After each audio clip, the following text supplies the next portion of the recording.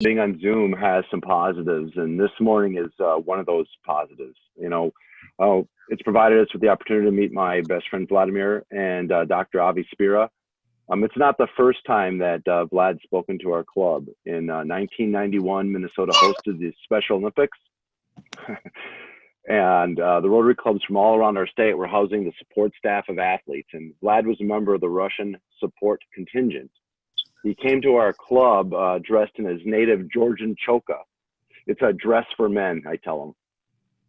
He gave us a short presentation and even showed us cultural dance, and he can't dance either. So anyways, Vlad stayed at my home during the Special Olympics. He modestly told me that he was a great tennis player. I contacted the University of Minnesota tennis coach, David Getz, at the time. David told me to drop him off at a country club.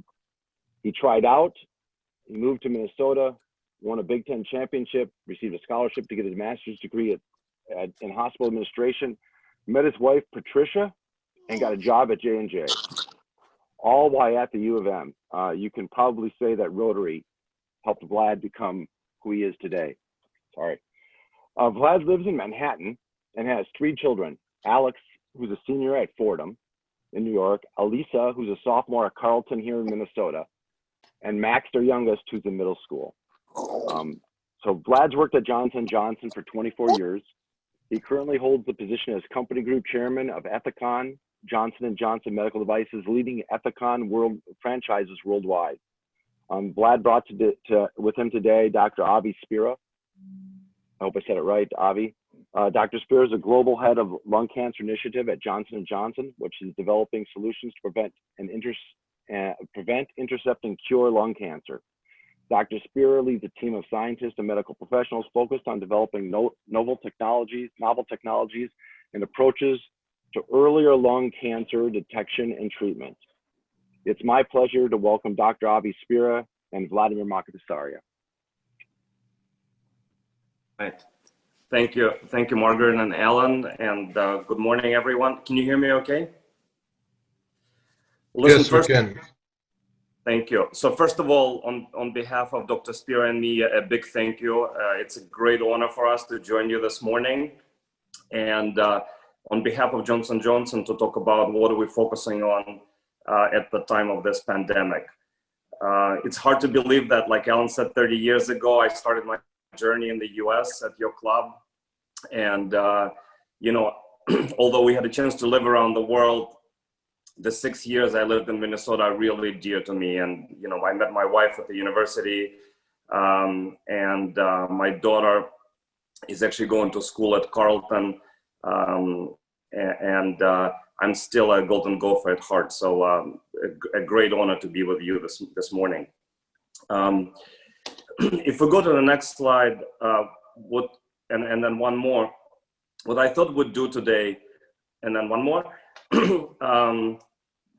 talk a little bit about Johnson & Johnson to give you a frame, what it is, and then really focus on what are some of the key priorities for our business as it relates to fighting the pandemic.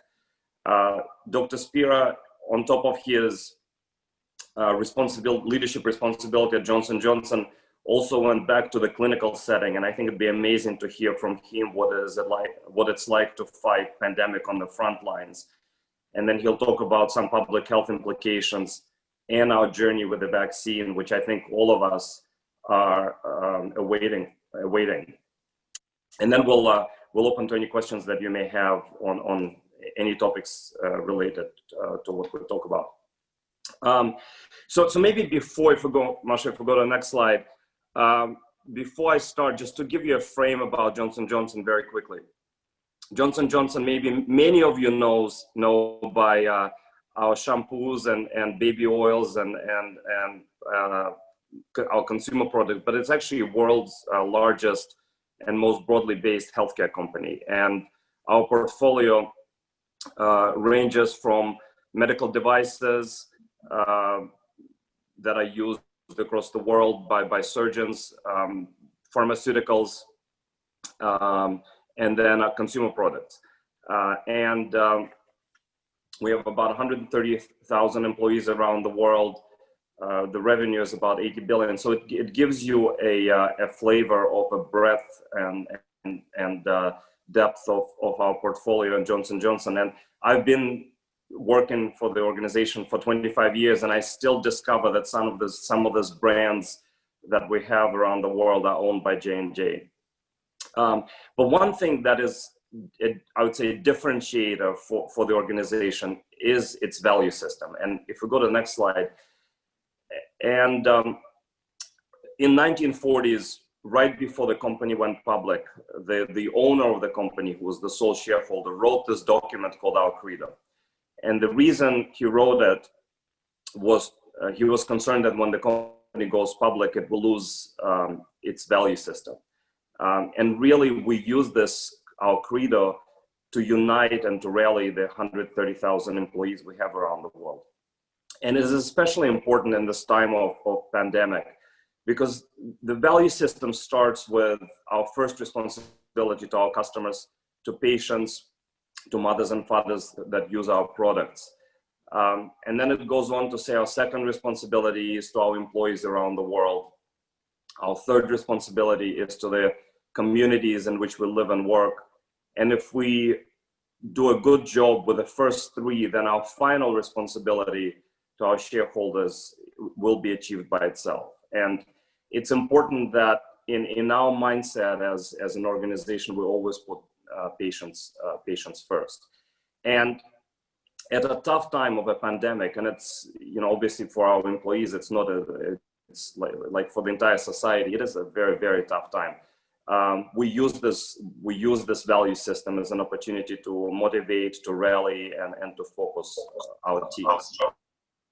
And as we Masha, if we go to the next slide,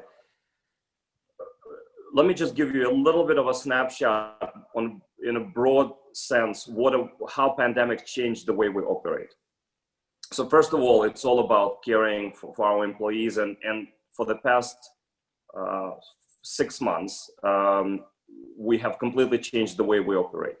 So about a third of our employees today operates in the office-like environment, and obviously these are the frontline workers for us, the manufacturing employees, engineers that have to be in the office environment. And then 2/3 have been working virtually, including me. I will probably not go to the office until next year, but really we've completely changed the way we work in order to protect the health of our employees.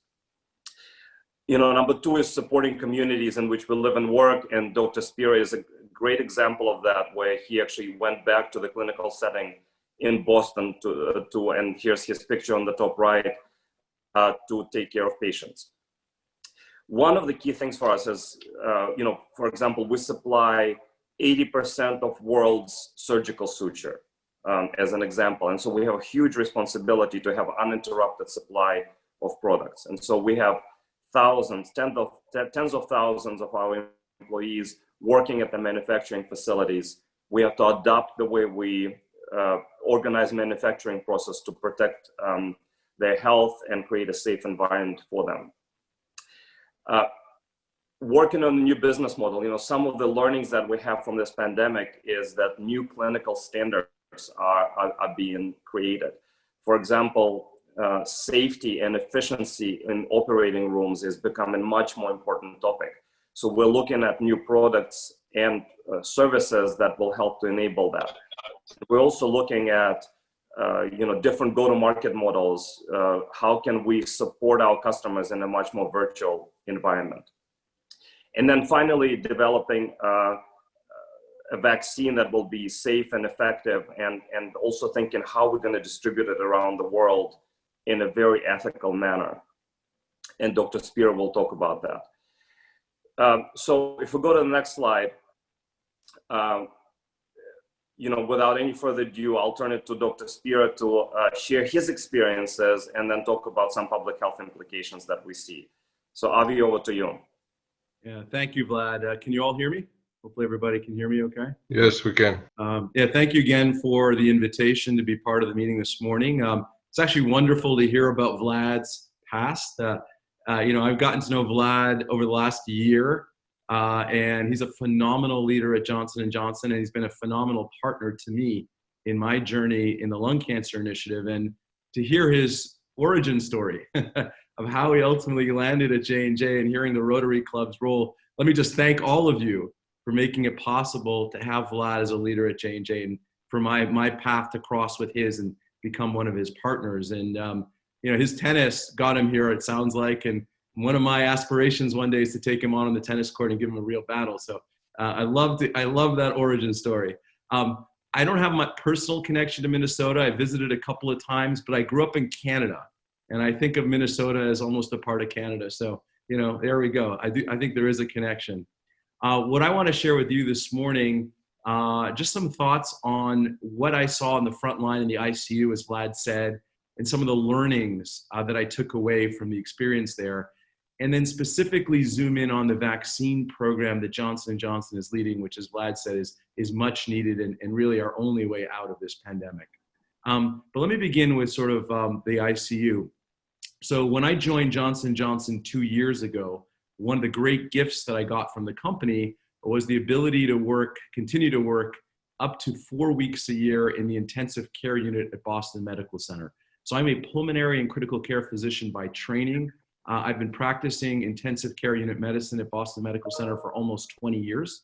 And as I said, Johnson & Johnson has allowed me to continue to work there part-time. And I got to spend 3 weeks this year during the pandemic. And this graph over here really illustrates 3 of the phases of the pandemic that I got to see firsthand. So if you look at the y-axis, it's the number of patients dying every day in this country from COVID. And the x-axis, of course, is time. If you hit it again, I don't know who's advancing the slides here. There we go. So my first rotation in the ICU was in late March in Boston, when the pandemic was just beginning to take off in this country. About 100 patients per day were dying at that stage. My second rotation in the ICU, if you click it again, please. The second rotation was in mid-April, really when the death rates were escalating in this country, and about 1,200 patients per day were dying of COVID. And then my third rotation, if you click it again, was in late April, early May. And by this point, we had reached the peak, or we could say the plateau of the pandemic in the United States, where more than 2,500 patients per day were dying of this COVID infection. And just to put that number in perspective, this is, of course, May. If you now fast forward to where we are today, the numbers have come down significantly. We'll talk about why in a moment. But around 1,000 patients per day die of the disease today. That's still way, way too many. But that is only a fraction of what we were seeing in early May. And we'll come back to why in a moment. So having sort of these seeing 3 phases of the pandemic gives a perspective on both what the virus has been doing and our response and how it's evolved over time. And let me just at a big level say that in my 20 years of being in the ICU, I've never seen anything quite like this. There were 2 things that really stood out to me about the pandemic. Number 1 is the acuity of the disease. Seeing patients walk into the emergency room mildly sick, not all that sick, and within hours, rapidly deteriorating into respiratory failure, where they have to be put on a ventilator and they're unable to oxygenate. I've, in my 20 years of pulmonary practice, never seen another disease progress that rapidly to respiratory failure. So that was, eye-opening. Number 2, the volume of patients that we saw at hospital at the peak of this pandemic and how overwhelming it was to the hospital. And our hospital has about 40 medical ICU beds, 70% of which are occupied at baseline. In that first rotation in late March, we were already at full capacity. I'd say we had 40 to 50 patients in our ICU, mostly COVID. By the second and third rotations, we had 80 to 90 patients in our ICU, more than twice our capacity. And what that meant was we had to take regular hospital beds and convert them into ICU beds in our hospital, which creates all sorts of logistical challenges, from lacking critical care nursing, protective equipment for healthcare workers, and issues with ventilators. And it wasn't, the big concern going into the pandemic was running out of ventilators.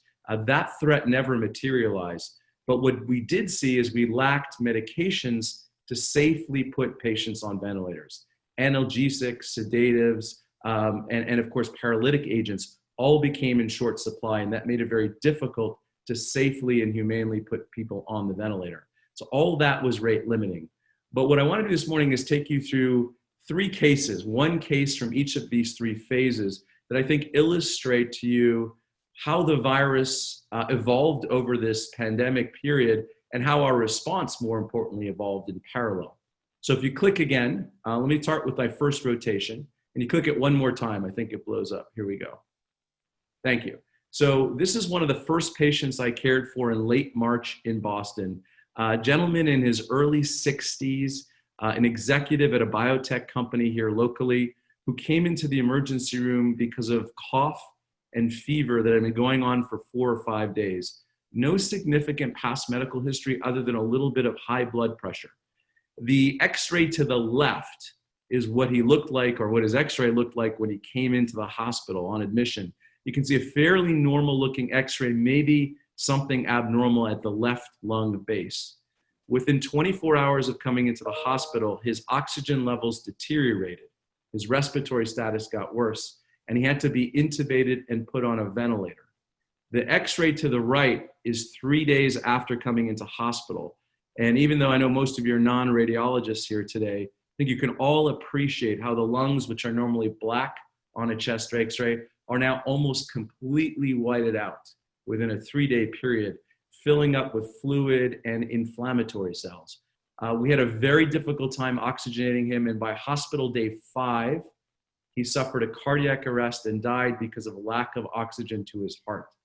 And this was incredibly sobering. One of the first patients I took care of during the pandemic, seeing how rapidly this progressed and how little we had to offer to change the course of this disease.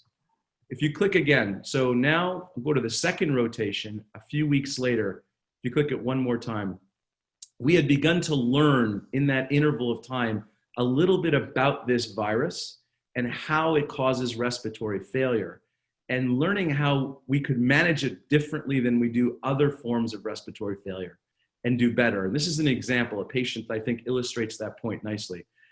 This x-ray belongs to a 65-year-old woman, heavy smoker, who came into the emergency room, very similar story to the first patient, complaining of a bit of a cough and a fever for a few days. The x-ray to the left is her admission chest x-ray, fairly normal, maybe a little bit of abnormality at the 2 lung bases. She looked fairly well actually when she came into hospital. But again, within 24 hours, she deteriorated, had to be intubated and put on a ventilator to oxygenate her. And her x-ray on the right is 2 days later showing worsening of the infiltrates at both of her lung bases. And this is, so she sounds very similar to the first patient, but this is where her hospital course took a turn. So what we had learned over that interval of several weeks between these 2 patients was that if we take patients that normally lie on their back, which is most patients in our hospital, and we instead have them lie on their stomach, something called proning, we can actually improve oxygenation in this form of respiratory failure. So in this patient, what we did is we started proning her, putting her on her stomach 16 hours a day for 5 days. And it's not trivial to do from a nursing perspective. But when we did this, her oxygen levels stabilized, she slowly got better, and eventually got off the ventilator and got out of hospital. One of our first patients with respiratory failure who has survived and made it out of hospital. So very important turning point for us on the ICU side in this pandemic. If you click again, now let me go to the third rotation. So click one more time. So over the next few weeks, we got increasingly better at keeping patients with respiratory failure alive, doing proning and other maneuvers. And the virus, however, had some other tricks up its sleeve. As patients were living longer and surviving respiratory failure, the virus was spreading to other organs in the body. And by doing so, it created something called multi-system organ failure. And what we had to do is learn how to manage iteratively in the ICU organ failure from multiple different organs in the setting of this disease. And let me show you one example of that, one patient from my third rotation. I'm showing the picture of the patient here. You can't see the patient. They're lying intentionally to protect their privacy behind the healthcare workers in the bed here. But I'm showing you this case for two reasons. Number one, it's a very memorable case for me personally and professionally. This is the husband of one of the nurses in our hospital. The nurse had gotten sick several weeks earlier from a patient she had been caring for with COVID. She went home and got better, but unfortunately transmitted the virus to her husband. Her husband wasn't as lucky. He got much, much sicker than her and ended up in our ICU. But this is the nightmare scenario for all healthcare workers, bringing the virus home to our families.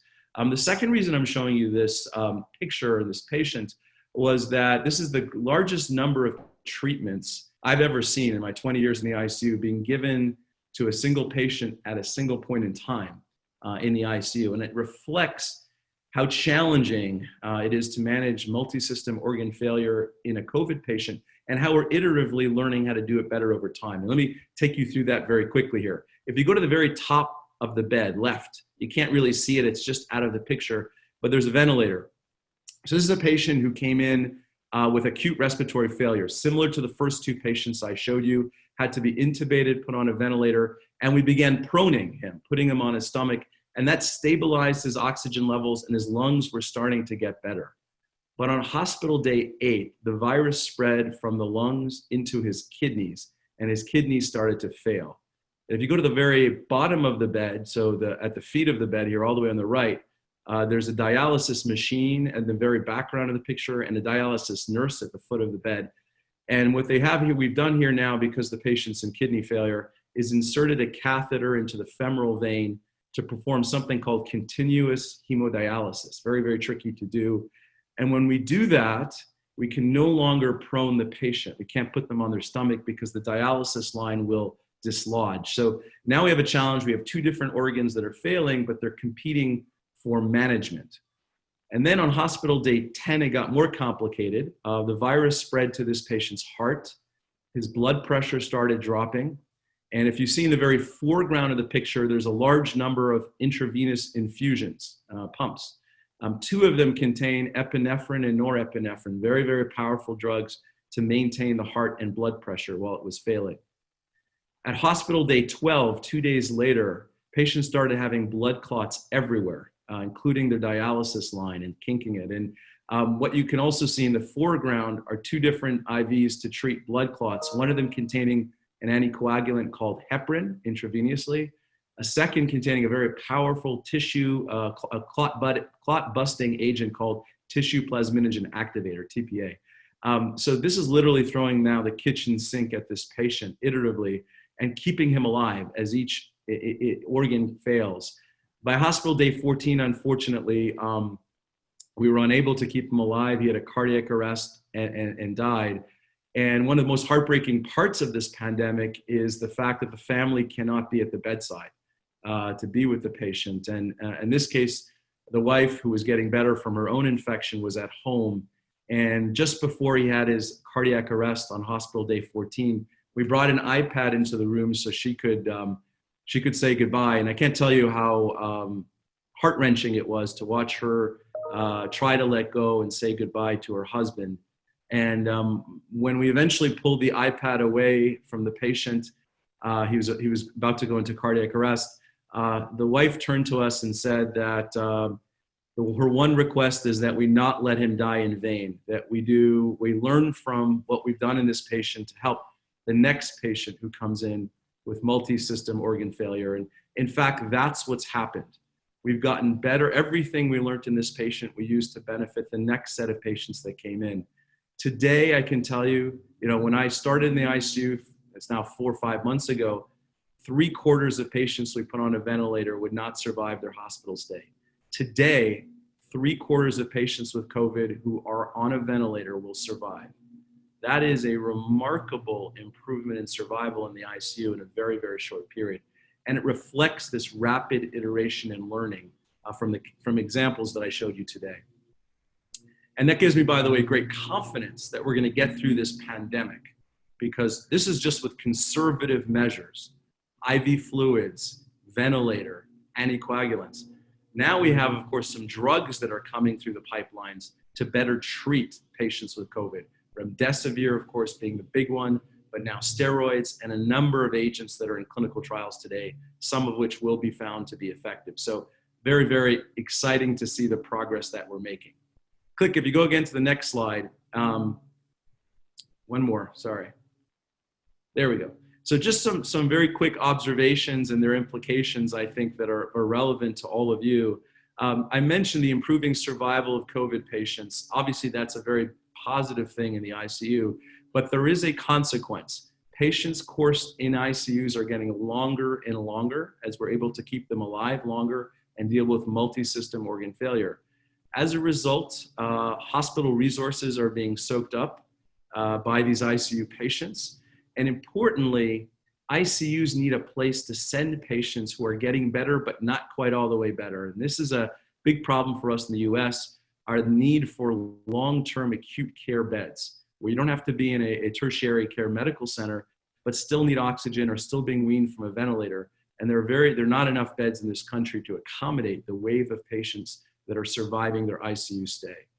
Number two, I talked about the rapid progression of the disease as a result of very narrow window when someone comes into hospital before they're put on a ventilator to prevent them from getting really, really sick. And that leads to challenges in designing trials to look at interventions like drugs, like remdesivir, that might prevent someone from going from a little bit sick to getting very sick, because that period of time can be very, very narrow and it's unpredictable. I also think it's a motivation for the vaccine, which I'll talk about last, because in the end of the day, this is a very difficult virus to treat once it takes hold in a patient's lung. And importantly, it spreads very easily. And I don't have to tell you about that. You'll see that for the news. Its transmission rate is much higher than other viruses that we've seen before in pandemics. As a result, the vaccination is really the most important strategy we can have as a society to really get out of this pandemic. And we'll talk more about that in a minute. I want to highlight as a third point, the healthcare disparity that this virus is shining a light on. 80% of the patients I took care of at Boston Medical Center were African-American or Latino. Their outcomes were much worse. This is an issue for us as a society, how we deal with access to care, and importantly, as we go into clinical trials looking at new drugs and ultimately the vaccine, ensuring that we have inclusion of minorities in those trials is going to be incredibly important. Last point I'll make on the slide is not one necessarily specific to COVID, but I think specific to us as a society, and it comes in an important time. If you think about where we are right now in the United States, and I can say this as a Canadian, very challenging times, right? We got a pandemic raging, we have a social and unrest, and of course we have an election and a lot of political challenges. So one of the things I found inspiring about being in the ICU is watching the best of humanity. Watching people run to disease, not away from disease, seeing the instinct to help others overcome the instinct to protect oneself. I can't tell you how inspiring that was to see day after day. And I mentioned how heartbreaking it was to not have families at the bedsides, nothing worse than dying alone. And watching healthcare workers at the bedside be surrogate family members, hold that patient's hand as they take their last breath. I can't tell you, that is the essence of humanity and gives me great hope about us as a society. So we go to the last slide. This is the vaccine program at Johnson & Johnson that I mentioned arguably is the most important thing we can do as a society in the battle against COVID. As you all know, the first cases of COVID were reported in Wuhan province of China in late December of 2019. Early in January of this year, Johnson & Johnson announced partnerships all around the world to develop a vaccine. So we were very early in responding with a vaccine program. And we were leveraging something called the AdVac platform. This is an adenovirus construct that Johnson & Johnson had developed years ago to develop vaccines against a number of other infectious agents like Ebola, RSV, HIV, Zika. And so we were going to use the same platform and literally repurpose it for COVID. And this was being done with multiple partnerships, including here in the United States. Within 2 months, we identified a lead candidate vaccine using that platform, which is, I can't even tell you how quick that is for identifying a lead candidate. Within a few months of that, as of July 2020, we published a paper in Nature reporting the first preclinical data where in monkeys, if we use this vaccine and give it to these monkeys, we can prevent them from getting sick if we then expose them to very high doses of the coronavirus. And this was actually remarkable data in terms of the protective immunity that the vaccine induced in monkeys. Based on that data, a few weeks later, in late July, Johnson & Johnson announced the launch of first-in-human trials with that vaccine, so-called phase 1 and 2A trials. More than 1,000 human volunteers are now being enrolled both in the United States and in Belgium, ongoing as we speak. Looking at both safety, of course, number one, and number two, immunogenicity, inducing an effective immune response. If those results pan out the way we think they will, we're anticipating starting phase 3 trials by September, so a month from now, which again is unbelievably fast. Now, phase 3 trials are very tricky in a pandemic because you've got to go to regions of the world where rates of infection are high so you can demonstrate efficacy of the vaccine compared to placebo. And that's still being sorted out, and you need tens of thousands of patients. And that's really what we're looking at. Assuming that those results are positive, we anticipate having a vaccine available for emergency use in the first half of 2021. Hard to be more accurate than that. Those phase 3 trials are very, very unpredictable, but something, the pace here to go from January 2020, announcing a program, to potentially having a vaccine in the first half of 2021 is remarkable. And we're not the only company doing this. There are many other companies with exceptional vaccine programs making incredible progress as well. And that gives me great hope and great optimism that both the idea that we can care better for patients in the ICU and reduce the mortality from this disease today, coupled with the idea that we're going to have a vaccine tomorrow, again, gives me great confidence that we'll come through this. So let me stop there because I know I want to leave some time for questions for Vlad and I. But again, thank you for including me, and great to meet all of you. Thank you so much, Avrum and Vladimir. So everybody, I know it's hard sometimes, but who here has a question that they would like to ask? And if you could just raise your hands, we'll try to get to you. And Masha, if you could go ahead and open up the full screen so we can see everybody. Perfect. Okay, I see. Well, we start with Bob Shriver. Bob, then I'll get to you, Steve. Good morning. That they've gone from only saving the lives of 25% of the people who are intubated ICU to 75%. I'm not seeing anything that tells me how good their life is after. I mean, if you have kidney failure and you're on dialysis for the rest of your life, you know, just let me die. Yeah, no, great question. And one, by the way, that's not just for COVID patients, but all ICU patients. We tend to focus, obviously, survival because it's the most important thing to patients and their family when they're critically ill. But ultimately, the quality of life afterwards is arguably equally important. We don't know the answer fully in COVID because it's still very early on in this pandemic. We don't have 1-year data on folks that survive their ICU. What we can say is today we know we have folks that are 3-4 months out, and a subset of them do have chronic issues. So kidney failure, you mentioned being on dialysis, which of course is a lower quality of life, but put that aside, even if you're not on dialysis, we are seeing a subset of patients who have what we call long-term sequelae of the COVID infection and being in the ICU. And by the way, not limited to people who go through the ICU, some people with mild disease, we're seeing a long-term. And these long-term complications include neurological problems, fogginess, difficulty with certain cognitive tasks.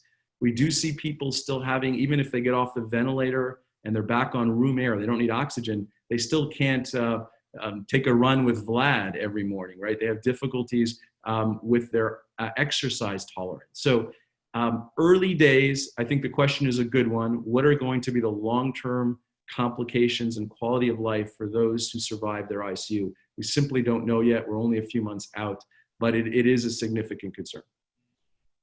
Okay, Steve Lyons, and then next up would be Bill Sirks. Steve, for some reason, we cannot hear you. I can't hear either. Okay, why don't we go to Bill? Bill, I can why don't go. you? Oh, Sure. Can you hear me? yeah, Bill, we can hear you. Oh, perfect. Sorry about that, Well, Steve. first, a huge thank you. This is just a really timely and really informative, excellent presentations from both of you. So and I think I'm speaking for everyone, we really appreciate you coming to talk to us. And my question is, what does it really mean if a vaccine is 50 or 75% effective in terms of protecting people? Yeah, no, really, really good question. So I mentioned to you that efficacy is going to be established in the phase 3 trial, not just in the J&J vaccine, but in any vaccine program. So what is that threshold? What efficacy do we need to see to have a vaccine that we would implement? And we don't know the answer for coronavirus. Every virus is a little bit different in terms of the efficacy that's needed to have an effective vaccine for the general population. What I will say, so again, we don't know that 65, the number still unknown.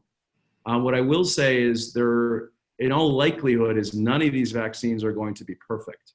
And each one's going to work better or worse in certain populations with certain comorbidities. So it's hard to even put one number, because the reality is older versus younger patients, folks with comorbidities versus those without.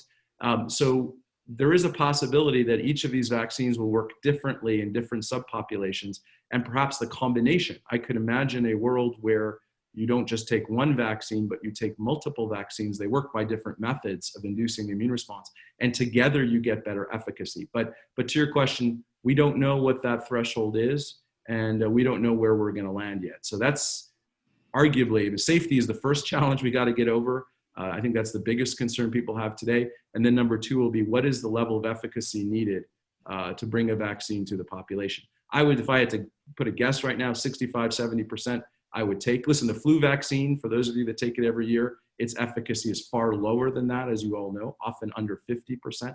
And we still recommend it, because if you reduce it by 50% disease, that's a significant reduction in burden and spread. So I would argue 65, 70% would be wonderful. I don't know that we're going to get there, and we may need combination of vaccines to ultimately get the most robust protection.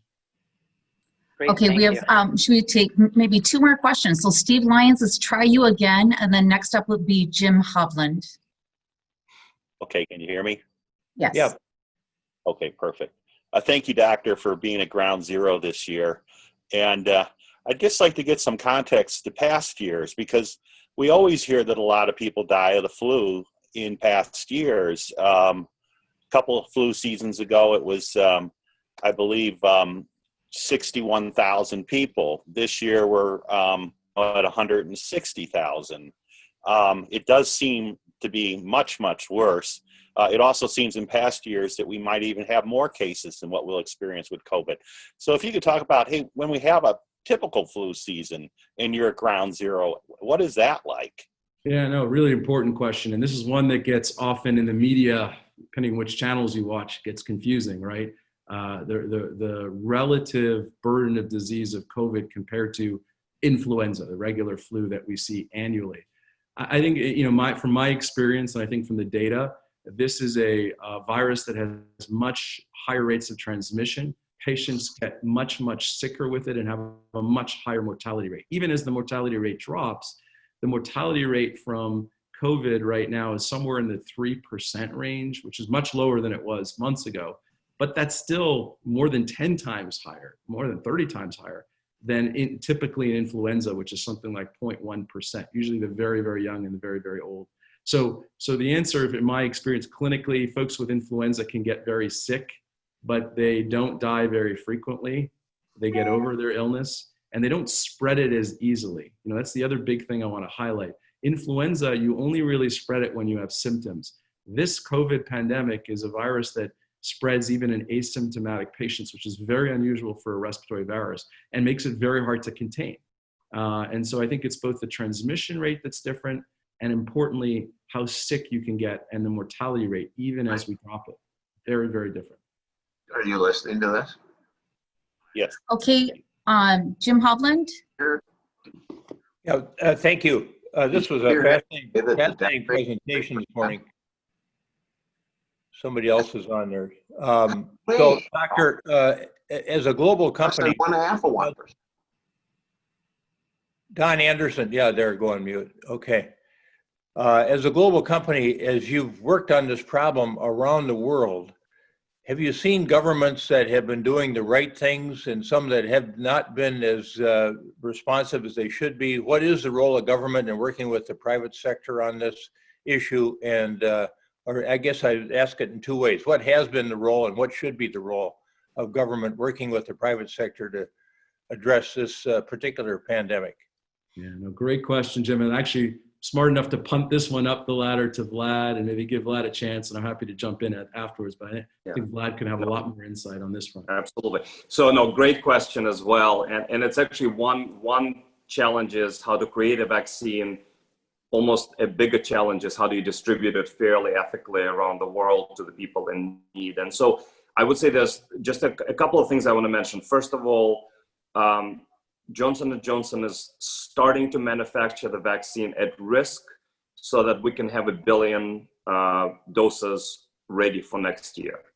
And so we're investing about $1 billion in this at risk, and there are governments around the world that are actually co-investing in this with us, including US government. So that's number one. Number two is that we're doing this at a non-for-profit basis. And it's important, and we actually got some challenge back from some of other peer companies that are developing the vaccine, but we're doing it on a non-for-profit basis and partnering with, World Health Organization and other healthcare stakeholders around the world to be able to bring it then to patients across the world. And then number three, and I can speak for our CEO and chairman, he is literally on the calls with heads of states on weekly basis to make sure that when we have the vaccine, we're distributing it across the world in a very fair way. So to me, is the role of the government is in helping to create the vaccine itself by by bringing top scientists together and by making sure that that they create a good regulatory environment for the vaccine to come to market as fast and safe. That's number one. And then number two, playing a critical role in the distribution. Good, thank you. Okay, everybody, we're kind of pushing up at 8:37 right now, and we did have one other person that wanted to ask a question. If Vladimir and Saram want to stay on, that please, if you can, I don't know your timeline right now for today, but please feel free to stay on for a little bit longer if you can. Otherwise, if people need to hop off, we totally understand. We look forward to seeing you on Zoom next week. We have a great speaker coming up. Masha, can you unmute yourself real quick and tell us who it is? Yeah, so our speaker next week, let me just pull up some information about her. So her name is Carrie Allen. And I'm not sure who brought her in, if they know anything about her. I think Dan hunted. She's a rugby coach. So okay.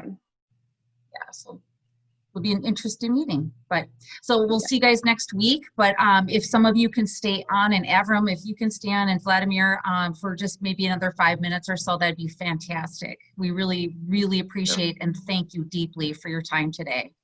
Yeah, well, happy to do so. Thanks for this opportunity. Yeah, thanks, okay, Vlad. so Thanks, I believe, Audrey. David, did you have a question? Yes, I did. Thank you. So my name's David Johnson. So kind of, if everyone hear me right? Yes. Kind of going off Mayor Hovland's question of the role of government, but my question is mainly the concern of how people decide if they want the vaccine or not. Because in my experience, I'm a chiropractor. I meet people who choose to not do any vaccinations at all, where this has a lot more of an effect on the rest of the population than if you choose not to get a flu vaccine every year. So yeah, so I'm then Avi, maybe Vlad, you want to tackle that first? I can start, but if you can add on that. I mean, for me, it's a great question, and there's two dimensions in this. I think one dimension is purely cultural dimension, and you know, I had an opportunity to. My last place of living was Singapore, and it's you know, it's a situation where, you know, basically people follow whatever the government tells them to do. I can tell you right now, when you land in Singapore, they put a bracelet on your ankle so they can trace you, and then they can get automatic temperature check. You know, this would never fly in the United States, let's say, where, you know, the society values individual freedom in a completely different way. So one is this, depending on country, is the kind of the compliance of people to the government kind of orders or direction. And then the second one is pure size of the population. You know, it's one thing is, again, to deal with Singapore with 5 million people. Another thing is to deal with the United States with 300+ million. So it's unfortunately, just like we see the response in the control to the pandemic, I think that response to how people are going to be compliant about taking the vaccine is going to differ country by country. So Avi, I don't know if you have anything to add. Yeah, no, I think that's exactly right. I think there's going to be a lot, even within the United States, my guess would be, let me amplify what Vlad's saying. You're going to see a lot of regional variability and uptake, even within the US. Obviously, there are legitimate concerns people will have on safety. This vaccine's coming very fast. And the amount of testing, you know, there's legitimate concerns people are going to have around side effect profiles. So that's one. I also think that you can imagine educating the population here around what I think is implicit in the question, that vaccinating here may be more important than, let's say, taking a flu vaccine, which I think you correctly point out. You're really protecting yourself, less protecting others. I mean, you are protecting others to a degree. In this case, we're all in it together. Asymptomatic transmission, as I mentioned, is significant. About half of the transmission we estimate today is an asymptomatic carrier. So protecting others becomes critically important. So I think, you know, maybe to connect the two questions on the government role, I do think the government and Johnson companies like J&J have a responsibility to educate folks out there about the importance of vaccine, the side effect profile, ensuring the data from our clinical trials is transparent, and so that folks have confidence in the vaccine programs that do actually emerge and go into the clinic. But I think the question is an excellent one. I am very concerned about adoption of this vaccine, and especially regionally in this country. And as Vlad points out, around the world, it's going to be very, very heterogeneous as well. Okay, everybody, thank you again. Vladimir, one of your good old friends would like to finish with a question that he has. Alan, sorry, I didn't mean to say good old, well, you know what I mean. You're, yeah, he is very good. And he's good, also, he's not that old. Thank you.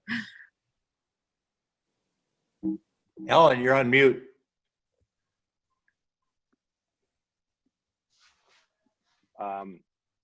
You know, I do hope this pandemic gets over soon, because Vlad and I have a Arctic expedition coming up in March that we both want to try to take, and we have a lot of people depending on us to survive. So, but my question is to Avi is on vaping and how you see it affecting some of our young children today, that and young and adults who have been vaping, and how that affects their lungs and how it affects COVID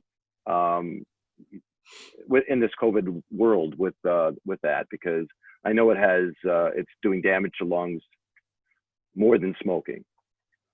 Yeah, really important question, and actually for me, very, very important, because my former life, I was heavily involved in research into electronic cigarettes and the effects on the lung, and actually going around to high schools, including my own son's high school. This is a couple of years ago now, and trying to get kids to stop vaping. So based on the data we have today, which is limited, let me just start by saying that, we do believe that vaping increases the risk for having serious COVID infection in the lungs of young people who do get the infection. The most recent data, again, which is limited, is about 4 to 5 times the risk. So if someone between the ages of 18 and 25 vapes, they have 4 to 5 times the chance today in the United States of coming down with a COVID infection in their lung, which is obviously very, very, very significant. So we do think, like cigarette smoking, vaping does introduce risk, both in terms of transmission of the virus into your lungs, as well as the severity of disease because of your lung function that may be compromised at baseline. So my hope, and maybe this is to turn this around and look at the silver lining in this data, is this can be yet another reason to get people to stop vaping, especially young people. And similar to tobacco smoking, right? This is a teachable moment for people. If you smoke or if you vape, you are much more likely to get infected by this virus and much more likely to get very, very sick and die from the virus. And I think that's a message, a public education message we need to get out. Okay. All right. Well, thank you both again so very, very much for joining us today. We really appreciate your time, your talents, and all that you're doing for the community that you live in and really throughout the world. We really appreciate you both. Come back and join us again in the future if you'd like. And consider joining Rotary too. You two sound like you'd be perfect. If there's time. You make it very appealing. Well, thank you again for good. Thank you, Vlad. All right.